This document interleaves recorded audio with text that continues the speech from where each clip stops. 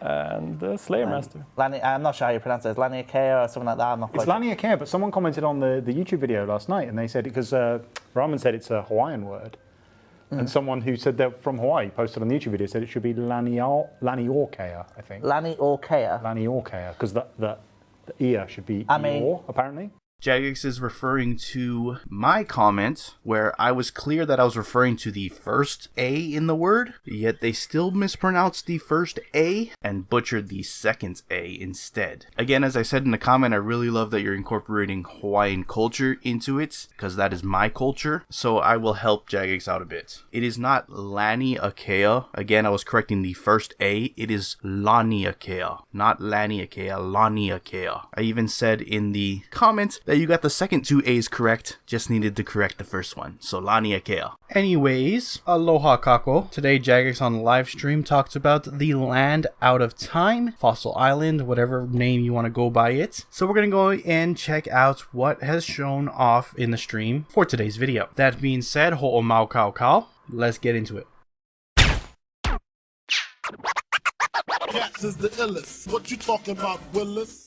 Alright guys, there are a lot of images that we're going to be going over for this video, so I'm just going to be showing them off as we go along and as we talk. Some of it may be concept art, some of it actually in-game images are what is indicative of what you could expect to see when this launches. A couple of things that you're going to notice with these images is that a lot of the flora as well as the fauna are much larger than life. These are very large creatures, these are very large plant life. The area is very expansive in and of itself. Overall, the place looks amazing, but you're definitely going to notice a much larger than life scale, which is something that they said that they were able to get away with since this is far from the RuneScape mainland, so it doesn't have that contrast to things that you may find in the rest of the game world, so they were able to really exaggerate these features. But yeah guys, obviously as I mentioned, the assets within the area are very large, but the area itself is very large. So they've scattered various different iconic landmarks, so to say, around the area to help you get a sense of where you are in the world. Because with a large area like this, it could be easy to get yourself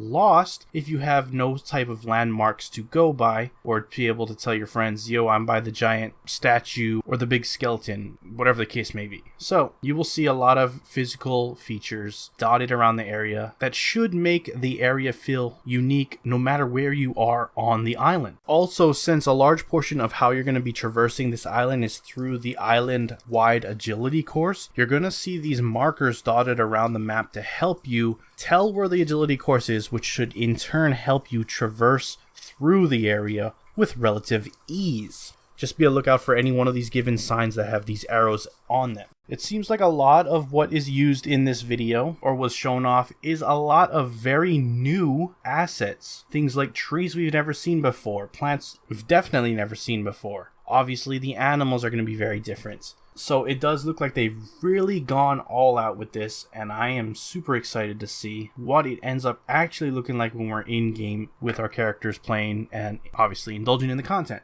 Even the ruins areas, if you don't know, this is obviously where Carapact was headed. This is like the first Dragonkin laboratory or the first settlement that they created here on Gielinor. So you're going to see some rundown Dragonkin type of architecture and maybe some artifacts, etc. left behind by all those years. Again, looking just as amazing as some of the, more natural looking areas of the map. That being said, there is a variety of different things to look at in terms of the actual environment, as you've obviously seen here on screen up until this point. To change gears, I do want to talk about some of the animal life you'll see, and you're going to see a lot of different variation with this as well. There are a couple of base models, I guess you could say, when it comes to the animal types, but there is lots of variation within those that make them unique in and of themselves and have unique properties only to that, I guess, dinosaur species. You'll also notice that their colors are very vibrant to help contrast the already very colorful plant life. which is something that they try to be careful about because they didn't want the vibrant colors or the saturation to take away from the intimidation factor of the NPC models, but I do think that they found a nice balance there. Now, some of these monsters you're going to interact with through your hunter skill, while others you will do traditional combat or through your slayer skill. Even though I've showed off a bunch of dinosaurs, it's not to say that's the only type of animal life you'll find here. There are some more traditional or modern day animals, things like frogs, etc., that you could find scattered throughout these various different habitats, if you will.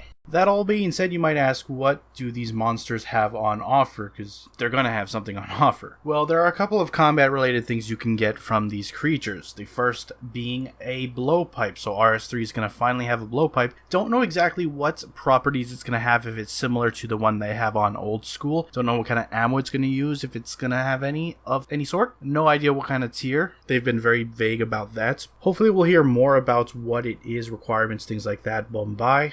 If I do find out, I will let you know here on the channel, so stay tuned. We also have a new maul. This is basically the melee version of the Hex Hunter bow, so it's a melee weapon with increased accuracy and damage against ranged users. So that'll be interesting to see how that plays out. There's also a craftable range armor. Again, this is something that I do not know much about the stats, etc. So we're going to have to wait and see on that one. But those are some of the unique things you're going to be finding in terms of rewards through combat and hunter here on Fossil Island. So there you have it. Let me know what you guys think about all the things we discussed in this video. Just want to say that you probably noticed throughout the video, occasionally I would olelo Hawaii. And it's something that I think I want to start doing in coming videos. Not only to have a little bit of uniqueness to my channel, but maybe you might learn a thing or two. And I think it'll be fun. With all that said, I think I'm going to wrap up the video there. Mahalo nui loa for watching. If you enjoyed the video, hit that like button. If you're not subscribed yet and you want to stay up to date on all things RuneScape related, then hit that subscribe button. Anyways, I am out. Aloha.